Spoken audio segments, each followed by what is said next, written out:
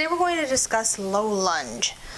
So you come onto your knees and bring one foot back. Now you can move over to the edge of the mat if you have a hard time keeping that back leg straight.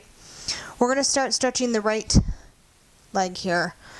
And the other option here, you can use a prop if you wanted to. If your ankle is tight or if you tend to get foot cramps, you can pop that blanket under there. It will help to relieve some of that. Kind of creates less tension in the ankle joint. I'm going to remove that for now. The other option is you can also place a small rolled towel or a washcloth right under the top of the foot, just below the toes. So we're going to be pressing the top of the bent back leg into the mat. Now, if you're really tippy, you can have some blocks here, just in case you need them.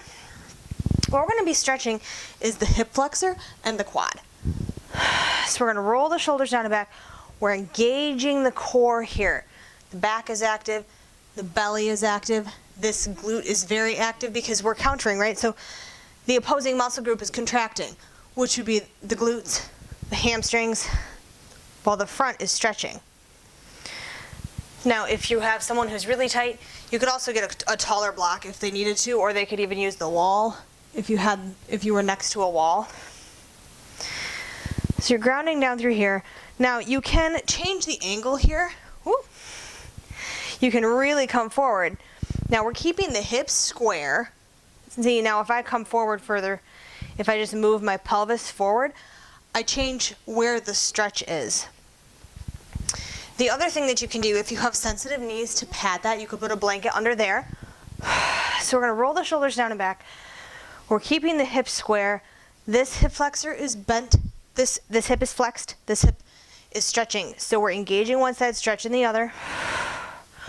Roll the shoulders down and back. We're lengthening all the way through the spine here. As we raise the hands, option to bring a little bit of a back bend if you want to. Slightly. You want to watch that if you have blood pressure issues. But you can always just be here. You could be here. These blocks are a little bit short for me, but if I had taller ones, you could be right there to help with some stability. Now we're going to come on the other side. I'm going to move these out of the way. So if I wanted to put a blanket under to cushion, there's some options with that too. You can do a folded over blanket and pad it. You could do a single fold. Depends on how thick your blanket is and what you're accomplishing. If someone has really bad arthritis or something, they're going to probably want a little more cushion. So this is what it looks like with that. So we are engaging the back of this leg, right? Because this is bent, so that's flexing that knee.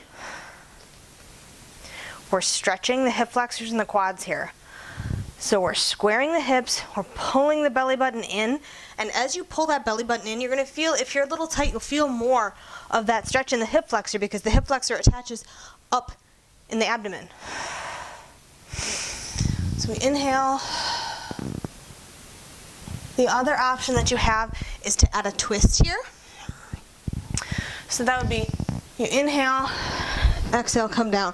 So you're placing the arm on the leg that is back. You're placing that foot next to the front foot. And exhaling as you twist. So there's a bunch of variations, but basically you're stretching the front of the leg, engaging the back, engaging the core. You can omit the hands altogether. You want to hold on to the wall. There are lots of ways to do it.